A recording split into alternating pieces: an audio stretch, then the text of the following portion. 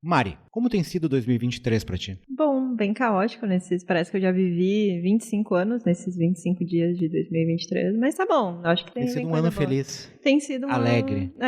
Vamos fingir que divertido. Sim, tá vindo aí a qualquer momento esse tipo de sentimento, eu sei que eu vou sentir em algum momento em 2023. Pra fazer um contraponto a isso, vamos fazer um episódio mais agridoce, mais saudosista. Não triste nem melancólico, mas que nos prepare para momentos menos alegres. Esse é o Fita Expressa, podcast de música do Correio do Povo.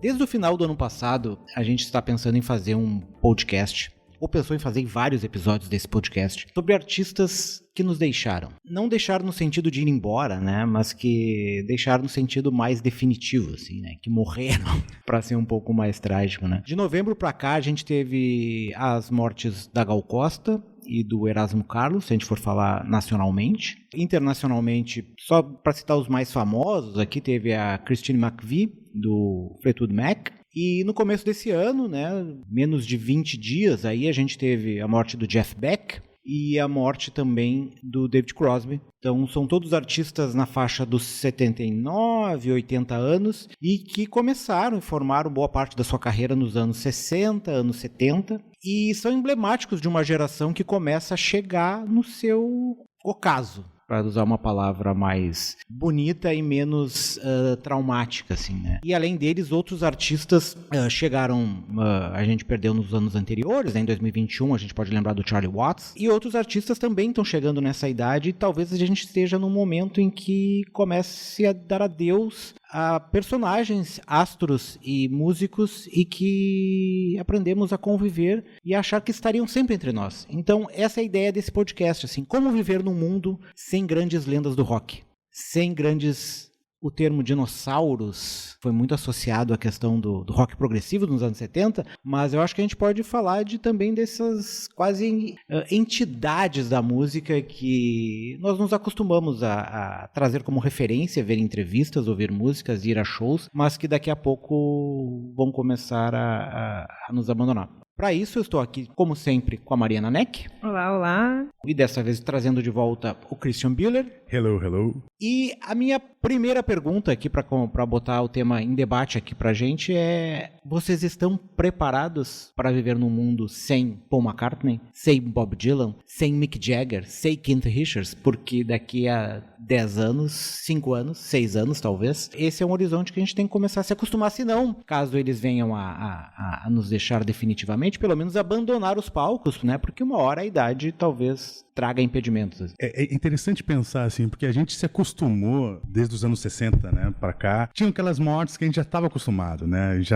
A cultura pop já tinha se acostumado com perdas como Jim Morrison, Jimi Hendrix e tudo mais, Janis Joplin. Né? Então parece que esses caras que ficaram, entre aspas, né, que sobraram, iam durar pra sempre, né? Só que estão chegando aos 80 anos e é interessante, tu falou dois nomes, Paul McCartney e Bob Dylan. Paul McCartney ainda sendo headliner em festivais como Glastonbury e tudo mais. Bob Dylan em volta e meia ganhando Grammy, ganhando não sei o quê. Então, tão nativa, tão fazendo bons trabalhos, né? Então a resposta é não estamos preparados para a perda deles. Definitivamente não, mas o negócio que agora que o Christian falou que eu me peguei, assim, eu acho que em algum momento era comum o pessoal morrer com 27 anos, né? Eu acho que todo mundo já tinha essa relação com os artistas de uma forma muito efêmera, assim, parecia que a qualquer momento eles não iam mais existir. E isso se inverteu de uma forma bizarra, porque não consigo imaginar um mundo sem Paul McCartney, assim, sabe? É muito estranho, é uma pessoa que tá sempre lá, assim, é meio onipresente, né? Em algum momento a gente achava que, sei lá, teve, né, o Clube dos 27, hoje a gente quer o Clube dos Eternos, assim, que o pessoal não morre. Eu acho que ao contrário de outros estilos musicais, o rock meio que nasceu e cresceu com esse pessoal, né? Então, o rock ali nasceu com Elvis, com Chuck Berry, com Jerry Lee Lewis, se desenvolveu com os Beatles, com os Stones e tal. Então, eles mais ou menos têm a idade dessas pessoas. Então, se na música clássica a gente tá acostumado, né, a ter artistas que já morreram há séculos, né? Tu tem Mozart, tem Beethoven, enfim, gente que deixou a sua marca e essas músicas permanecem, tu tem essas referências. O samba, a mesma coisa, né? Desde o início do século tem sambistas que já morreram e outros que morreram mais recentemente, né? Até música sertaneja, no country também são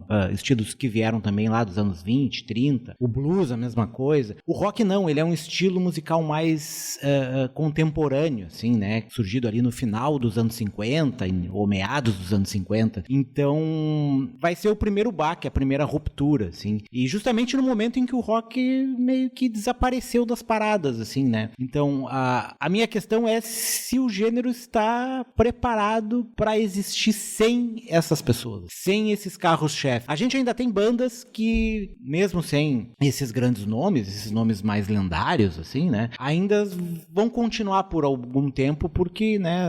A galera da meia idade, assim, né? Da nossa idade, né, Christian? E que ainda apresentam shows gigantescos, assim, se tu for parar pra pensar, né? Um Metallica, um U2, que não tem a idade do Paul McCartney, do Bob Dylan, né? Tem uns 50, né? 50 e pouco, 60 anos, assim, né? E tem outros, assim, tipo Foo Fighters, assim, que também não tem um show do tamanho desses caras, mas tem um parecido, assim, né? Que também tem uma idade um pouco menor. Então, tu ainda tem algum resquício. A gente tem outras pessoas que vão calçar essas pegadas, assim, a partir do momento em que essa linhagem for começar a ser extinta, assim, essa galera começar... A gente sempre fica com aquela impressão, assim, de o que era melhor, o que era antigo era melhor e tal. Mas na comparação assim, por exemplo, nós temos o Bruce Springsteen, digamos que é um cronista... Que também tá chegando nos anos 80 ali, né? Ao estilo Bob Dylan, mas ele não é um Bob Dylan. Ele deve ter o quê? Os seus 70, eu acho. 70 e poucos. O Bruce Springsteen também já tá, tá batendo na porta. E depois dele vem quem, né? Tipo, então, é que o pessoal que vem, tá chegando, não tem a mesma relevância, imagino. Tem talento, óbvio, Foo Fighters, Pearl Jam, Metallica, esse pessoal tem talento tudo, mas não tem a mesma consistência, acredito eu, de obra, da mesma relevância desse pessoal dos anos 60, principalmente ali Beatles, Stones. Fica difícil imaginar. Eu imagino que no futuro vai acontecer que nem o blues, assim. Eu acho que o rock vai ficar uma coisa meio de gueto. Muito autorreferência. Por exemplo, os grandes caras do blues também foram indo. Muddy Waters, o B.B. King foi recentemente. E hoje é uma coisa muito mais de apreciadores ali num tipo de nicho, assim. Eu acho que é o rock de guitarra mesmo, acho que é o que vai ficar, né? Apesar de a gente, no Spotify, sempre pinta umas bandas novas, legais. Todo dia eu descubro coisa nova. Mas a coisa da relevância, né? Aquela coisa marcante, eu acho que vai ficar bem difícil até o rock se reinventar de novo, né? No pop isso muda um pouco, né, Mari? Porque eu acho que ainda tem grandes nomes que conseguem. Por exemplo, se a Madonna sair de cena nesse ano com a turnê de 40 anos, vamos dizer que seja a turnê de despedida da Madonna por algum motivo. A gente duvida, mas vamos dizer que seja. Tu tem grandes nomes que vão substituir a Madonna ainda por algum tempo, tipo Beyoncé. Sim, né? Tem bastante, né? Eu sinto que o legado no pop, ele vai ser mais transmitível, assim, as pessoas vão pegar. Se renova mais fácil, né? Isso, e eu sinto que é muito ao natural, assim, a impressão que eu tenho no gênero do rock é que tem que fazer uma força pra vir alguma banda. Como se a gente pensa ali no começo dos anos 2000, quando o pop, sei lá, Britney Spears dominava e veio Strokes, assim, né, que encabeçou um monte de bandas alternativas e tal. E ali foi, acho que, o último suspiro de algo com guitarras mais presentes, né. Depois a gente tem nuances, mas, assim, uma coisa de fenômeno foi a última vez, assim. Então, eu acho que ele só volta se for muito renovado, e a gente até viu isso no pop, de cantoras que se vendem como pop, são pop, usando de elementos do rock. Miley Cyrus flertou com isso em algum momento, Olivia Rodrigo, coisas assim, que são extremamente pops ainda, obviamente, mas tem uma guitarra que é mais presente, que a gente não escuta tão facilmente, assim, em músicas que hoje são tomadas por sintetizadores e tal. Enfim, eu acho que só renovando muito, assim, que possa trazer de volta, assim. É aquela comparação que eu faço, né? A Dua Lipa tem a mesma, digamos, consistência que a Madonna tinha nos anos 80? Essa é a minha questão. Eu acho que a Dua Lipa não, mas eu acho que a Beyoncé... em específico não. Mas eu acho que a Beyoncé talvez. Taylor, será? Não sei. Mas eu sou suspeita. Não vamos entrar nesses detalhes, mas a Dua Lipa definitivamente não. Eu adoro a Dua Lipa, mas assim, é muito comercial, assim. A Dua Lipa eu acho que não. Acho que a Dua Lipa não tem profundidade, nenhuma, assim, é muito uma cantora de produtora, assim, né? Ela lançou um ótimo álbum, Future Nostalgia, mas assim, é totalmente um álbum de produtora, assim, ela não é tão autoral quanto a Madonna sempre foi e ainda é, né? Mas eu acho que a Beyoncé, por exemplo, é uma artista que apresenta mais... Sim. Tem um conceito por trás ali. Sim, até a própria Lady Gaga, quando ela queria ser cantora e gostava de ser cantora, mas agora ela não, né? Quer ser atriz, enfim, mas quando ela se colocava como cantora, ela era o ciclo natural ser ela, assim. E a Rihanna? A Rihanna tem um filho agora, né? Ela não quer cantar, né? Vocês viram aquela notícia de Qual que delas? Teve um padre que, sei lá, segundo ele foi pro inferno e no inferno toca uma música da Rihanna com vozes dos demônios. Assim, isso saiu, tipo, em um artigo, assim, aí virou um meme, assim. Música do avesso, assim, girando o disco da Rihanna ao contrário, assim. Sabe, né? Era Umbrella, tipo, em looping eternamente, assim. Então, se alguém for por esses caminhos da vida... Será que teremos um disco da Rihanna? Antes da Rihanna fazer versão 70 anos? From Hell, assim, agora. Um novo assim, disco da Rihanna? Versão From Hell, mas esse é o meme do momento. O que sai primeiro, um novo disco da Rihanna ou um novo disco do Guns N' Roses? Ou o novo disco da Xuxa, né? De trás pra frente.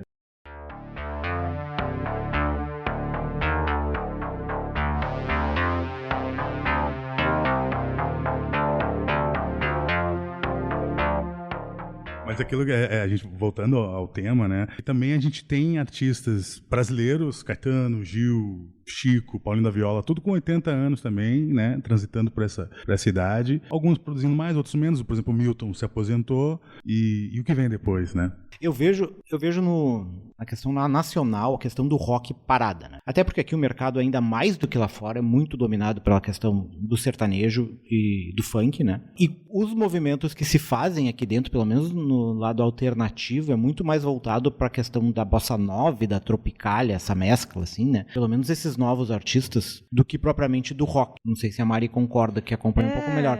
Mas eu acho que é um pouco esse viés, assim. A gente tem até algumas bandas que ficam mais relevantes ali no cenário indie, lá o Terno Rei, que não sei se eu diria que é um rock, mas tem guitarra, sabe? Sim. Mas, no geral, eles pegam essas referências mais da tropicália mesmo, assim. O rock que aparece, geralmente, é um rock mais voltado pro lado da psicodelia, assim, que é mais um movimento... Assim, essas coisas assim, né? Mas o movimento forte que aparece mais lá fora, assim, que ganha destaque, que ganha resenha, que aparece nas revistas estrangeiras e que é mais valorizado, pelo menos internacionalmente, assim, é esse com esse viés mais mutantes, assim, né? Com essa coisa mais... que une o rock com a bossa nova, com a tropicália, né? Que faz essa fusão, assim. E tem alguns artistas novos que fazem um pouco isso, assim. Mas eu acho que aqui a gente vai ter um vácuo um pouco maior do que a gente vai ter lá fora com quando houver essa transição. E talvez um pouco mais porque essa presença massiva, especialmente na questão das plataformas ali, dos Spotify da vida e no mercado de divulgação, é muito, muito, muito dominado pelo sertanejo, pelo funk, né? Sim, aí em pensar que eu acho que o último movimento de guitarras, assim, rock, foi o emo, né? Lá no começo dos anos 2000, aqui no Brasil. Bandas que ainda existem, tipo a Fresno, que não leva tanto esse título de banda emo, mas ainda é uma banda muito bem sucedida e faz shows lotados e tudo mais, mas...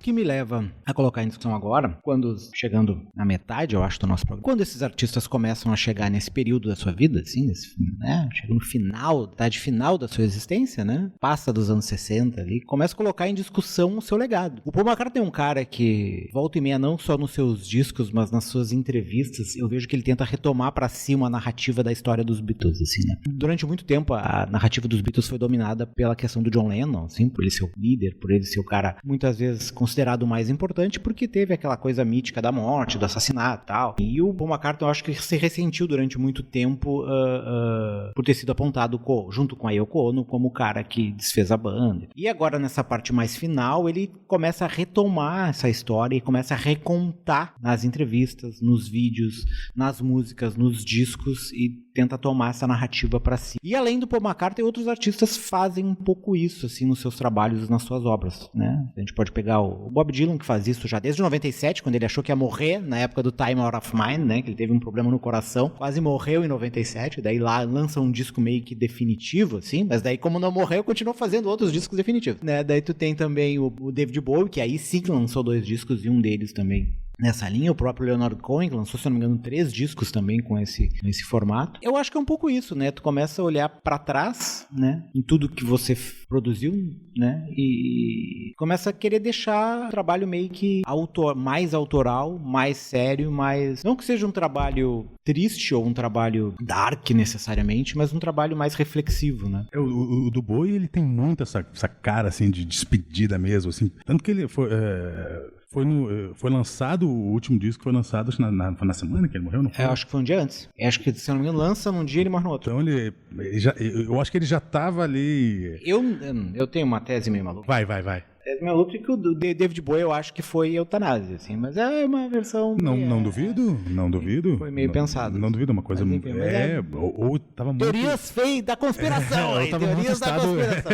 Não duvido, ou muito estado terminal, alguma coisa nesse sentido, assim, porque é muito ali, né? É engraçado falar do Dylan, né? Ele tem que fazer discos definitivos até morrer. Até morrer. Ele tem que ter muito talento pra isso, né? Tá desde 97 fazendo discos definitivos. Mas o Paul é interessante. O Paul, em 2005, fez aquele Chaos in Creation, in Backyard, que era um disco muito reflexivo. 2 anos depois, em 2007, ele fez o Memory Almost Full, que inclusive o nome é interessante, né? E no fim daquele disco tem o In the End of the End, né? Que é uma música que ele fala, quando o fim do fim chegar, eu quero que todo mundo deite nos tapetes e contem histórias, falando assim, do tipo assim, se eu morrer, né, façam aí um velório alegre, não sei o quê. E não morreu também, né? Eu acho até que ele vai durar um pouquinho mais, assim, porque vegetariano aquelas histórias, né? Eu fui no show do Ringo e ele fazia, no Gigantinho aqui, ele fazia polichinelo, né? O Ringo é outro também, acho que vai longe. Imagino espero eu, né? Vegetariano tende a durar mais, né? A grande esperança do Christian. Tem que se agarrar no que dá, né, Christian? Mas é interessante. Bem assim. que o Keith Richards não segue nenhum desses preceitos e tá aí, né? Vai enterrar todo mundo. É o avesso. É o avesso e o que vai durar séculos, que nem eu. Mas Highlander.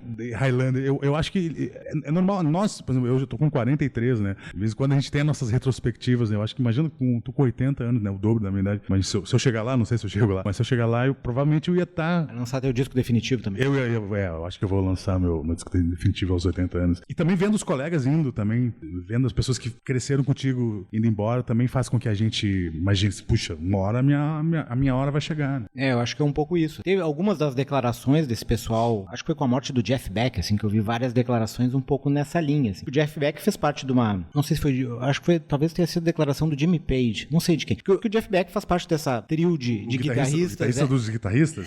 Que era ele, né, era o Eric Clapton e era o Jimmy Page, aquele trio de guitarristas dos anos 60, né, que meio que criaram essa geração de Guitar Heroes, assim, todos eles passando pelo Yardbirds, assim. Então, tem esse baque de, foi a minha geração começou não, né, já foi há algum tempo, mas é a minha geração que está se despedindo, assim. E é triste porque ele tava com 78 e não tava doente, né? Pegou lá uma bactéria lá, foi isso, né? Então, pegou todo mundo meio que surpresa porque ele tava ativo, assim. Eu vi anúncios de shows shows agora pra fevereiro, não sei do que. O Crosby também. O Crosby também, né? Ele tava planejando o turnê, disco. Exato, era um cara... O Crosby tinha uma conta de Twitter que era muito ativo, né? Era muito Twitter, ativo. Né? Ele respondia pra todo mundo, era muito engraçado. Ele respondia e dava respostas muito sinceras, assim. Os caras perguntavam pra ele, porque ele brigou com o Neil Young, né? Que era o parceiro dele do Crosby, Stills, Nash e Young, porque ele andou falando mal da mulher do Neil Young, da Daryl Hannah, uma coisa assim. E os caras perguntavam pra ele e ele respondia na cara dura. Os caras mandavam fotos de cigarros pra ele, cigarros artesanais, e perguntavam pra ele como é que é esse meu cigarro artesanal. E ele respondia, tá bom, não, tá uma droga, isso é uma porcaria. Tá faltando isso. Sem filtro total, então. Total. Era uma conta muito divertida no Twitter do Crosby. Seguia, assim. Deve estar lá, quem quiser acessar e ver o histórico, é muito legal, assim. Então, eu acho que é um pouco isso, assim, de a gente tentar aproveitar esse pessoal enquanto... Acho que é um pouco esse eu tô no programa, tentar aproveitar esse pessoal, os discos que são lançados, os shows. Quem tiver a oportunidade de assistir a shows, turnês, vá, né? Porque não se sabe até quando, né? O Erasmo, antes de ir pro hospital, ele tava fazendo show direto. Ele fez disco, ganhou Grammy Latino, não foi? Como a pessoa é mais velha, é mais suscetível, né? Uma doença, de repente uma doença que de repente não mataria 10 anos antes, pode ser fatal.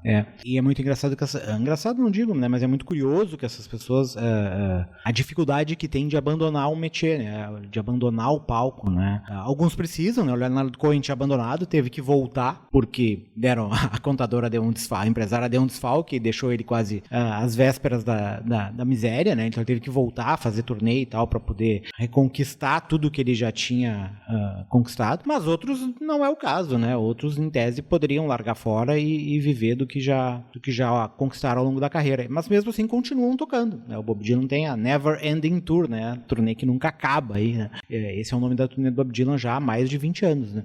É meio Kiss, assim, né? O último turnê, né? Né? Mas a do Kiss, em tese, é pra ser o show do turnê. Do Bob Dylan é a Never Ending Tour, né? Já há mais de 20 anos. O Kiss, que eu duvido que seja, mas enfim, foi o mote da última turnê. Que nem o Ozzy, que fez a última turnê em 1991, era No More Tours, o nome da turnê. Em 1991, tá fazendo turnê até agora.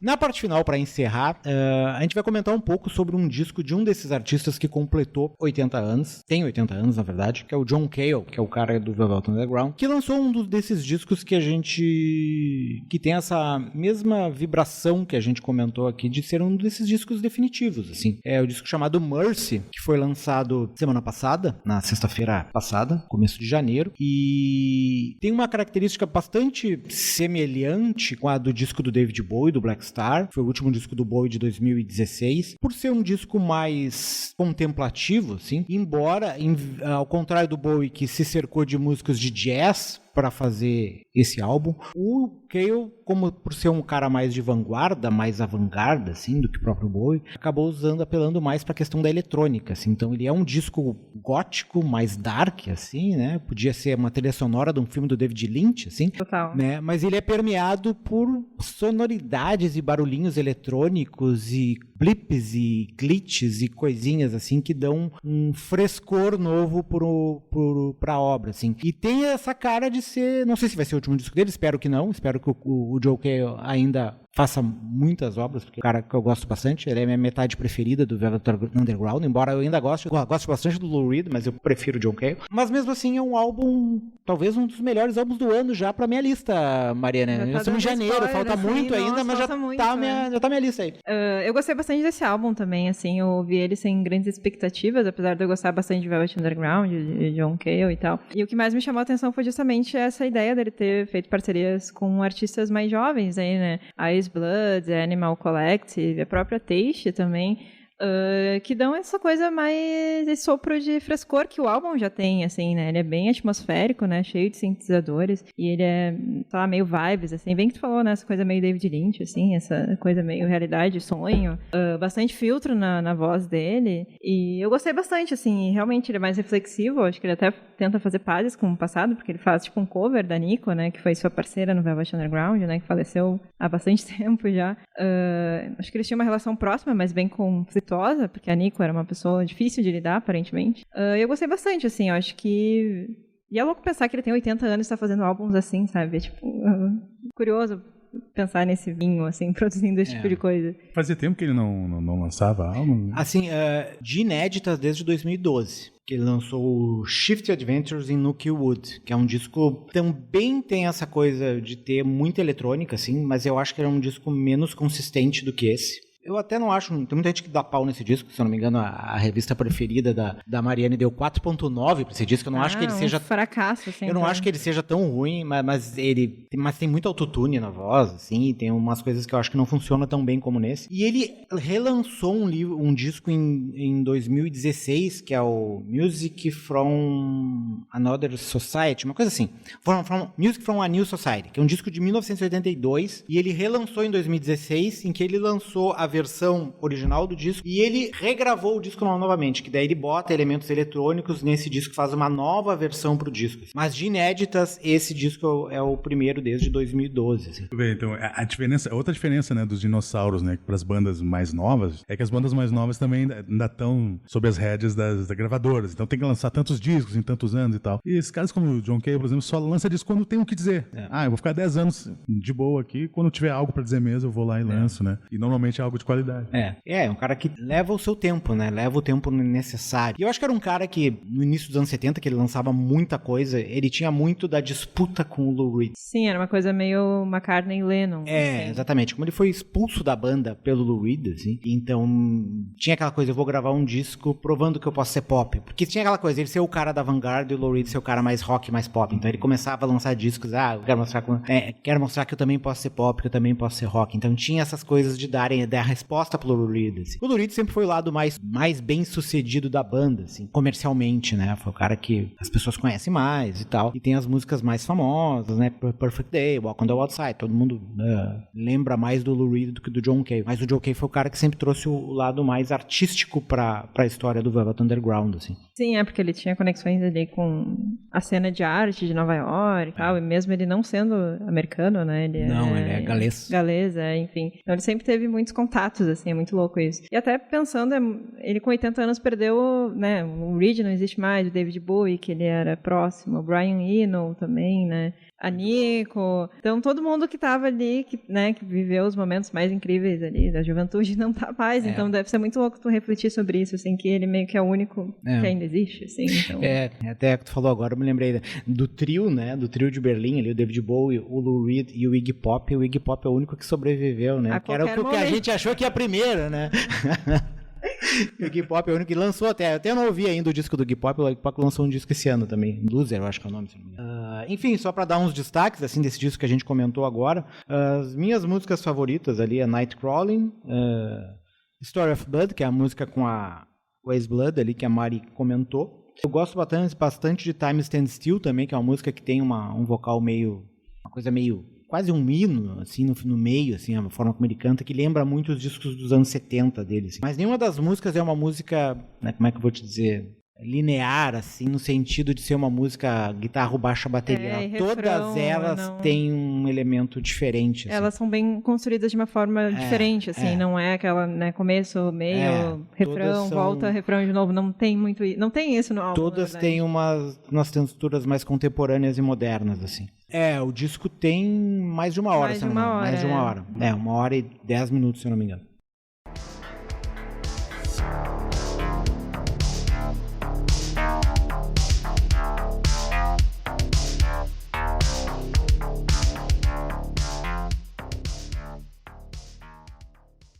Mas é isso, mais alguma coisa que vocês queiram comentar sobre... Vida longa, nossos velhinhos, né?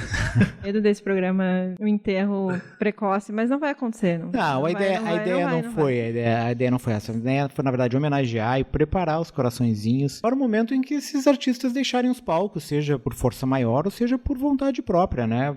O Eric Clapton, por exemplo, é um cara que deixou os palcos, não toca mais, não faz grandes turnês mundiais, assim. É um cara que saiu também meio queimadaço da pandemia aí, mas antes mesmo da pandemia ele já tinha anunciado que não ia fazer grandes turnês, né? Porque já não tinha mais fôlego para isso. Então, muitos artistas também vão deixar de fazer grandes tours e a gente tem que começar a se preparar para isso. Essa foi a ideia. Prometo no próximo episódio da gente voltar com temas mais alegres, Mariana. Sim, vem aí, né? Foi só para o começo. Foi só o começo, assim. Né? Daí, a partir de agora, é só alegria. Então é isso, pessoal. Obrigado para todos e voltamos na próxima semana com mais um Fita Expressa. É isso aí. Obrigado, pessoal. Até mais.